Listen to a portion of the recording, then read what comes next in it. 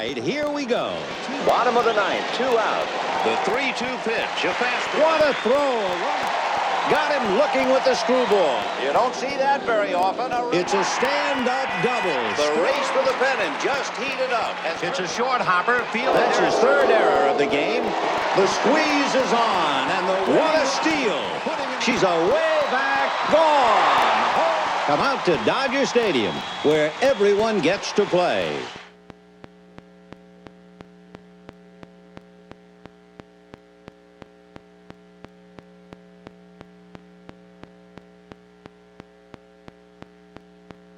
Are you in for a treat? And step and throw. If I don't pivot my hips, what's going to happen? Drop back like this here. Good angle, good extension. Some of the greatest coaches that ever lived. Knees bent, catching a ground ball, the slight give it to him. Hey, sweetie. You want these knuckles to line up. Looking real good. Look. I got it.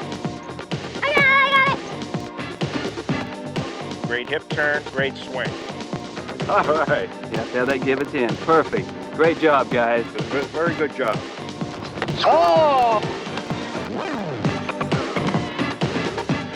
It's time for Grand Slam Jam 4, Training the Dodger Way. Starring Dodger manager Tommy Lasorda, with tips from the Dodgers coaches. And now, here's Tommy.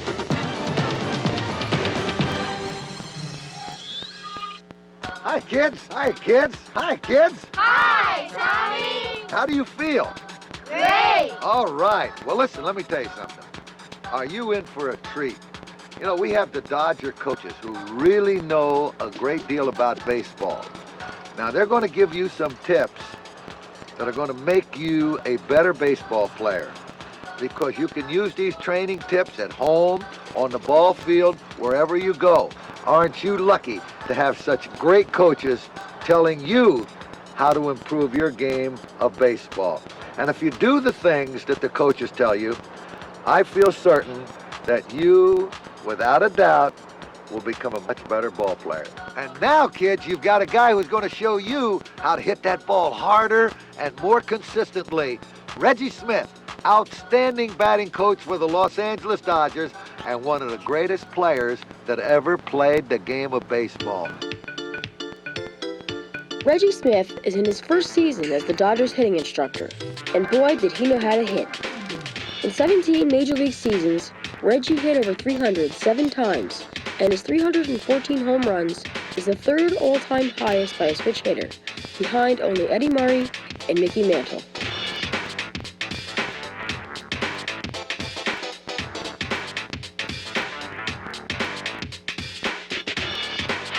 Kids, I'm going to teach you the proper grip of the baseball bat. Devon, I can see you have that bat pretty far back in your hands, pretty deep in your hands, and that's asking for injury. Let me see you here for a second. The proper grip of a baseball bat, you have to have the bat more in your fingers in the top hand and across your hand in the bottom hand. This will allow you to swing the bat more freely and have more bat control. I know you've both probably had your hands sting at one time or another and had sore thumbs.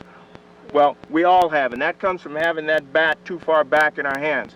The more you have it up in your fingers and aligning the knuckles in this fashion will allow you to swing the bat more freely. Kids, there are 3 important things in hitting. 1 is having a bat that you can control. 2, having a stance that you're comfortable with. And 3, getting a good pitch to hit. Getting a good pitch to hit is obvious. You want to pitch over the strike zone, a ball that you know that you can hit and hit hard. Having a stance that you're comfortable with means that you're balanced. And usually what will take place there is having a nice, wide base, the knees bent slightly, and you bent slightly at the waist, your hands wherever you want to place them. Keep your head up, both eyes focused on the ball. Then when you take your stride, you stride at the pitcher and pivot on the back foot, the back toe, so that clears the hips out of the way, and that's what delivers the bat into the ball. Luke, let me see your swing. Great swing.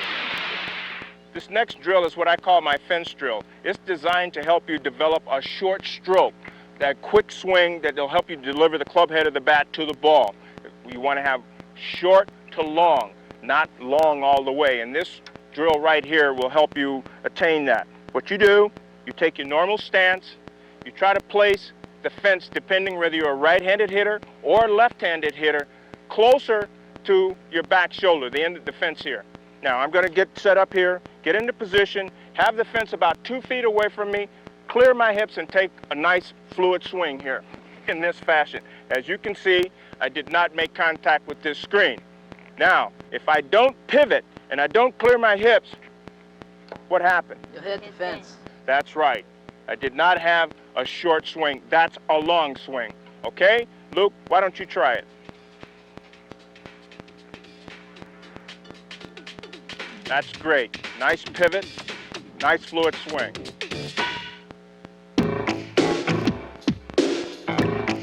We took time out from the coaches for a rap session with Dodgers catcher Mike Piazza. Mike, what was it like being Rookie of the Year? Well, it was a tremendous thrill for me. I worked extremely hard to get to the major leagues, and to see all your hard work, a reward for that is very rewarding for yourself and for your family. So it was a very proud moment in my life. What kind of baseball did you play when you were a kid?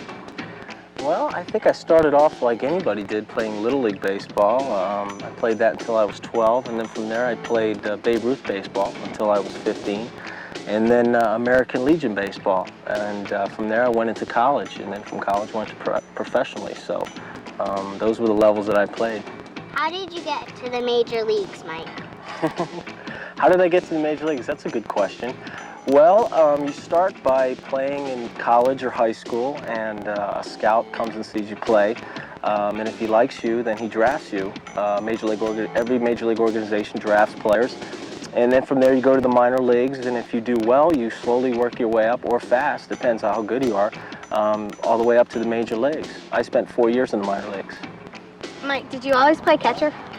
No, I didn't. I started off playing first base in college, and when I signed with the Dodgers, they had a tremendous amount of first basemen playing for them at that time. They had Eric Karros and Henry Rodriguez, guys that are in the big leagues now playing first base. So they saw that I had a strong arm, and they said, "Do you think you can make the switch to catcher?" And I thought I could do it, but it took a lot of hard work, but it was also a lot of fun and very rewarding to finally be able to catch. Now, here's my pitching coach, Ron Perranoski, one of the finest pitching coaches in all of baseball, and he's going to give you some tips on how to become a better pitcher. Ron Perranoski has been an instructor with the Dodgers for the last 21 years and is currently in his 14th season as pitching coach. Back in the 1960s, Ron was a great pitcher for the Dodgers with 54 wins and 101 saves. Okay, to become an effective pitcher, we have to have some good sound fundamentals. First of all, good foot position on the rubber, good body balance, your feet just parallel to your shoulders, a little forward lean, a nice step backwards, a good pivot, eye contact, and a nice follow through. Javon, let me see if you can try that. Foot on the rubber very nicely, lean forward, a little step backwards, nice step backwards, a little pivot, good eye contact, and a good follow-through. That's a good job, Javon. All right. Okay, kids, after we pitch the ball, it's very important to be in good position to field the ball that's hit back to you. Now you become the fifth infielder. All of a sudden, when I go through my wind-up, I come into a good follow-through. I'm in good position. My feet are spread apart. I take a good crow hop and a good follow-through. That way, I give the first baseman time to get to first base, and it's a good play. This is a good drill for you kids when you're by yourself with no one to catch the ball. You find a vacant wall, get some tape, and put it against the wall the size of the strike zone. It creates accuracy and good concentration. Go through your full delivery, and your control will improve.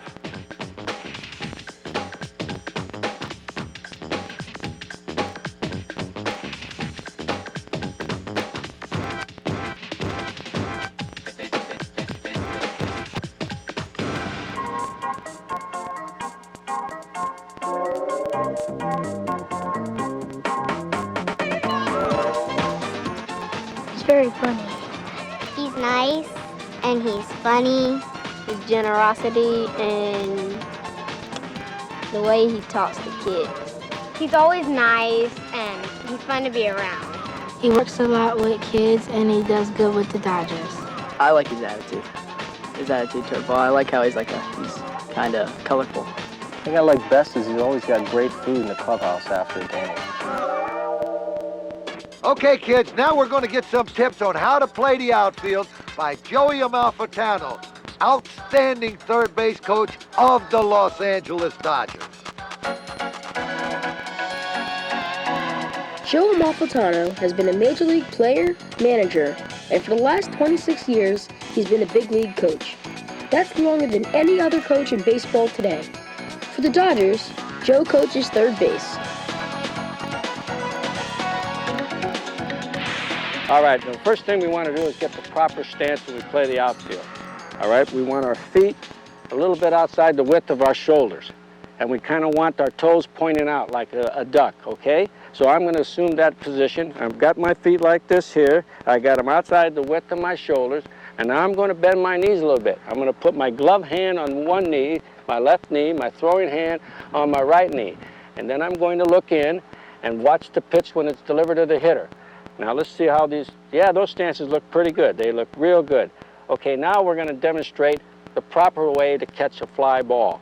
And when you have to make a throw after catching it, you want to try to catch it on your throwing side. In my case, and in all of us today, being that we all throw right-handed, we want to catch the ball on our right side so that we're in the proper position to throw the ball. And remember, very important thing, you want to catch it two hands. You want your transfer hand next to your glove. So I'll demonstrate a catch. See that? I caught it on my throwing side, and I'm ready to get in position to throw the ball versus coming over here and carrying the ball all the way over here. You want to catch it on your throwing side. So let's see, Kayla, let's try it. Let's take a look at it. Let's see that stance. Looking good, looking good. Very good. Now we're going to talk about the ball is hit to either side of us when we're playing the outfield. We use a crossover step. So if the ball is hit to my right, I'm going to get my left shoulder, my left leg, and go in this direction. Now, if the ball is hit to my left, I'm going to cross over in this fashion and get to the ball as quickly as you possibly can. So now that we went over that, Kayla, we'll have you demonstrate it. Emily, you come right over here, and we'll have a ball tossed to you. First, Kayla, to your right. Pretty good. That looked good. That looked good. Come on over now, Emily. The ball's going to be hit to your left. That's looking good. That was very good, both of you. All right, Brian, the first thing, we're going to talk about the ball that's hit over our right shoulder. And a lot of times in Little League play, players like to backpedal like this here. And that's not the proper way, so we're going to correct that and get it right. And what we'd like to see you do is now the ball's going to be hit over your right shoulder. You've got your stance like this. It's a drop back step. You move this foot back, take your hip with you, and you go back after it in this fashion here. All right? So let's see you demonstrate that. Now, you don't want to backpedal. You want to drop back step. All right? The ball's going to be hit over your right shoulder. The ball's been coming from that area there. Come on in here, young man. Hustle in there. Nice play. Great play. Jeff, let's get in here and see what we can do with a ball hit over our left shoulder. Now, you don't want to backpedal on this. You want to drop back. So let's take a look at it. Let's go. Hey, great catch. Come on in here, young man. Let's go. Come on in here. Nice going. I haven't seen anything like that since Butler last year. That's a great catch. And now, kids, here comes Billy Russell, outstanding shortstop for 17 years for the Los Angeles Dodgers, and he's going to give you some tips on how to play the infield. Bill Russell is the Dodgers bench coach and Tommy Lasorda's right-hand man, but he made his mark as the Dodgers shortstop for more than 17 seasons. Russell is among the all-time Dodger leaders in almost every offensive category.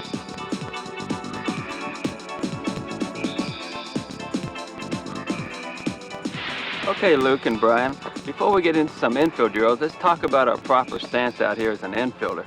First of all, you want to make sure that your feet are shoulder width apart, or just a little slightly more, as you see here on my feet. Now, let's shift our weight to the balls of our feet, or the toes of my feet. See, my heels are off the ground? That means my weight is evenly distributed, where I can go to my right, I can go to my left. But the main thing about fielding the ground ball, guys, is make sure you catch the ball out here in front of you. The glove is out in front of your body this way, and then you charge the ball. Don't wait back on the ball. You charge and go get the ball and play the hop. And also anticipate that each ball that the pitcher throws to the hitter, that's going to be hit to you. No matter what position you play, then when it is, you're ready to field this ball. So that is the basic fundamental of fielding a ground ball. Remember, guys, to be a successful infielder, you have to have soft hands. And one of the things we use here in the Dodge organization is a Tommy Lasorda soft hands glove like Brian has here. So remember, just picture yourself catching an egg where you really want to, you don't want to break it when you catch it, so you have to have that slight give. Remember when we talked about the proper stance, the knees bent, catching a ground ball, the slight give at the end? Okay, Brian, you show them how to use that glove and that soft hands. Great, a great job. Okay, Luke, you do the same thing, but you got a regular glove on. All right, great job, guys. Okay, Luke, in order to avoid that dreadful bat hop, there are two ways that we want to field a ground ball. One is getting that long hop coming down, which we call the bottom of the hop, before it hits the ground. The other one is that short hop where the ball hits just before the glove and you smother it with your glove going inside. Those are the two ways that you preferably want to catch the ball. Now I want you to get in your fielding position. When you see the ball coming, I want you to read the hop. If it's a short hop, I want you to say short. If it's that long hop, you catch it at the bottom of the hop, I want you to say bottom. Short. Very good. All right. Bottom. All right, good. Nice job, Luke. Attaboy. And finally, kids, when you're at home alone, there's a good infield drill to use. Find yourself a solid wall with a tennis ball, rubber ball. Get in that infield stance like we talked about. Throw that ball against the wall, and when that ball comes back to you, catch the bottom of the hop or the short part of that hop like we talked about.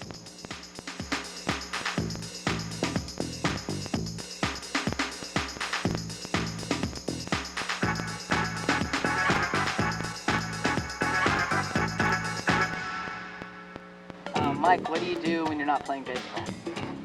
What I do when I'm not playing baseball? I enjoy lifting weights. I enjoy playing drums. I play guitar. I play everything that's not nailed down, more or less. I have fun enjoying during my off time. I like to go to a lot of concerts, and I'm a big hard rock fan. I don't know if too many guys like hard rock anymore, but that's what I like to do with my spare time. Who's your hero and why? My hero was Mike Schmidt, and why is because when I was a little kid, my dad had season tickets to the Philadelphia Phillies, and most every home game I was down there sitting on the third base side. I sat about 30, 40 yards behind him and watched him play night after night, and to me, he was the greatest player, greatest third baseman who ever lived, and obviously a very good hitter. He was my hero. I enjoyed watching him, and I always patterned myself after him. Mike, who's your biggest fan? My biggest fan? I'd have to say probably my dad right now. My dad enjoys watching me play. My dad is a very big fan of baseball. He comes and watches me in almost every major league city, National League city we play in, and you know, I know he's my #1 fan. I have a big family, but I know my dad's always there watching me. As you probably know, in baseball, things don't always go as planned.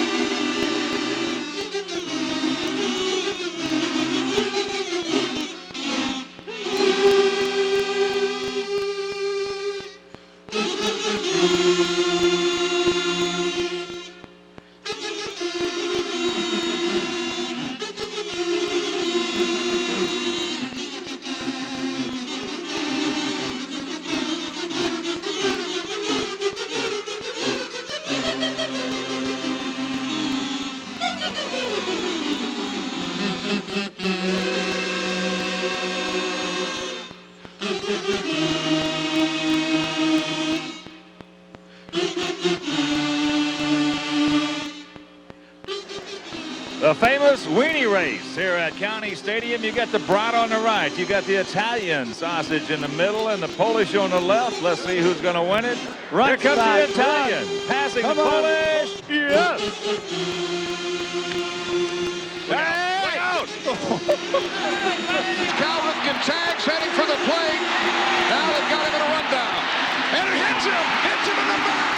Heading for the plate again. Newland Snow is there. They got him in a rundown again.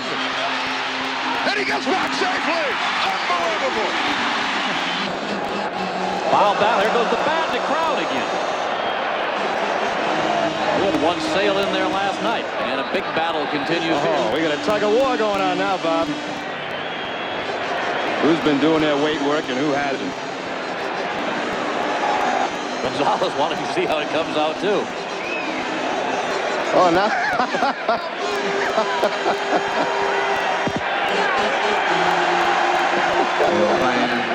That's a good way to do it. After about a 3-minute tug of war, they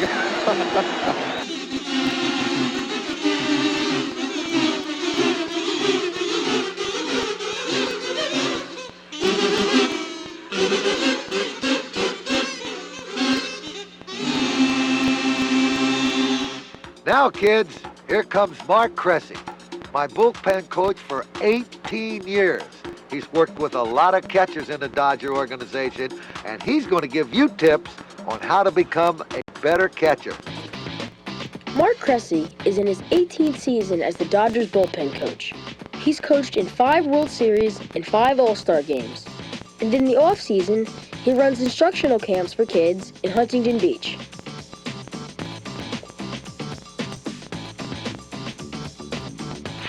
Hey, Jeff, since you strapped on those tools of intelligence, let's talk a little about catching. Let's get you in a good stance. So come on over here, and let's start with your feet a little bit wider than shoulder width apart.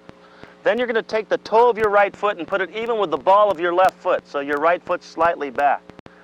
Keep the toe of your left foot pointed outward considerably, and your right foot out here too, okay? Now you're going to bend at your knees, and you're going to keep your weight on the balls of your feet. You're going to lean forward and give a good low target, but you want to keep your fanny up above the level of your knees. You want to put your bare hand behind your glove in a semi-fist so it's protected from a foul ball. Now you're in a good stance. Now from this stance we can throw out enemy runners. When we're going to make a throw, the first movement is with this back foot. This inside ankle bone is like a gun, and second base is our target. You're going to point that gun toward the target on your first step to catch the ball. Why don't we try that? Point your gun toward your target. Now that you've caught the ball, you transfer it into your bare hand. While you're doing that, that left foot points directly toward your target. And now you're ready to throw the ball. Let's see if we can do that, Jeff, with a pitch. Give me a good stance. Feet shoulder width apart. Good low target, hand behind your glove. Here we go. And step and throw. Wow! Okay, tough guy. Now I'm going to show you how to stop those low pitches in the dirt. We're going to start from our good stance. Okay, so let's get in our good ready stance with feet shoulder width apart. And the first thing that we have to do is we have to get our kneecaps to the ground and replace them where our feet were. Okay, we're going to do that by kicking them back, kind of like a mule when they get mad. You're going to kick both feet back, put your kneecaps where your feet are. Ready? Go. Beautiful. The next thing we have to do is we have to take our glove to fill this hole by turning it under and at the same time protecting our bare hand by putting in a semi-fist behind our glove. Now we've filled this hole and we protected our bare hand. We're going to block the ball with the chest. We want to keep our chest on a forward lean so when it hits, it keeps the ball in front. We protect our throat area by keeping our chin on our chest, and now we're in great block position. Do you think you can do that, Jeff? Sure, Coach. All right, well, let's get up in our stance and let's try it with a pitch. You know, Jeff, blocking a ball in the dirt takes a real tough attitude, and you got to believe that no ball can get by you. So when you're practicing with your coach, you want to tell that guy something. What would you tell your coach right now, Jeff? You can't get one by me, Coach. Beautiful. Okay, let's make it happen, Jeff. Beautiful. Mike Piazza couldn't have done any better than that, Jeff. Good job. Hey, Jeff, now I'm going to show you the fundamentals on how to field a bunt. You know, the catcher has to be the eyes and the mouth of the whole play because everything happens in front of us. So we've got to be alert on the bunt. I'm going to teach you the 3 things that we have to learn to verbally say on every bunt play. As soon as the batter squares, he does it right in front of us. So we're the first one to know that a bunt's on. So in order to alert our third baseman and our first baseman to charge, we're going to yell, bunt, bunt, bunt. Now, once we've decided that we're going to field the ball, we're going to make sure that that pitcher doesn't bump into us and we end up on diamond vision. Everybody laughs at us by yelling, I got it, I got it. Then everybody gets out of my way, okay? And the last thing, when that first baseman's down the line, we don't want to hit that runner in the back as he's running down the line because then he'll be safe. So we yell, inside, inside, to remind that first baseman to give us a good inside target to avoid hitting the runner, okay? Now we're ready to field the ball. The first thing you've got to learn to do, Jeff, is take your mask off. As soon as the ball's bunted, Get that mask off and just drop it behind you as you run to go field the ball. You're going to field the ball by running around the ball, and when you get to the ball, your body should be going the direction you're going to throw it. If you're going to first base, you're going to round it this way. If you're going to go to second, you're going to go in line with second base. When you pick up the ball, Jeff, you got to use two hands. I want you to think that this is a dustpan and this is a broom, and you sweep the ball in together, all right? You're going to crow hop, and you yell inside, inside to throw the ball to the first baseman. Do you think you can do that? Uh-huh. Well, let's try it. I'll be the batter. I swear to bunt. What do you yell? Foot. I got it. Inside. Beautiful, Jeff. Come on back here, buddy. That's outstanding. You're going to be a big leaguer someday for sure. Well, kids, do you think you learned something? Yeah! Well, I'm going to tell you something. The coaches that have worked with you, along with Joe Ferguson and Manny Mota, make up one of the greatest coaching staffs that any manager could ever have. So if you listen to the things that they've told you to do, you definitely will become better ball players. There's only one route to Dodger Stadium, and that's through the avenue of hard work. If you want to be a major leaguer and play for the Dodgers, you've got to practice. Now, you know what makes Tom feel good. For someone to tell me they love the Dodgers. Let's all together put our heads back. Say with all the pride and enthusiasm you have, I love the Dodgers! And the Dodgers love you. God bless you. See you later.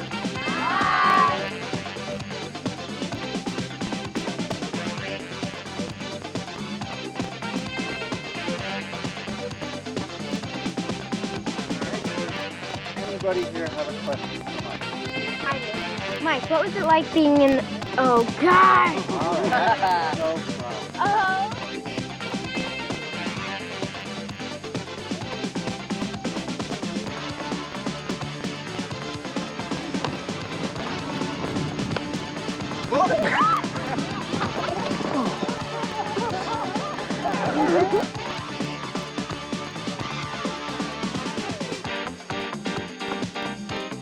Probably had that happen before, haven't you? Where your hands sting a little bit.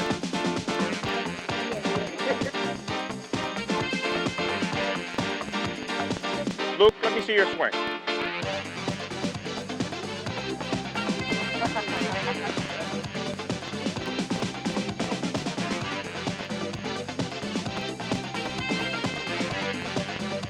Okay, give me this changeup. That's it. You got him. Very good, Jeff. All right. You know what's amazing about that kid? I've had some guys that catch for me. When they gave the signals, they looked down to see how many fingers they put. That kid didn't do that. He's intelligent.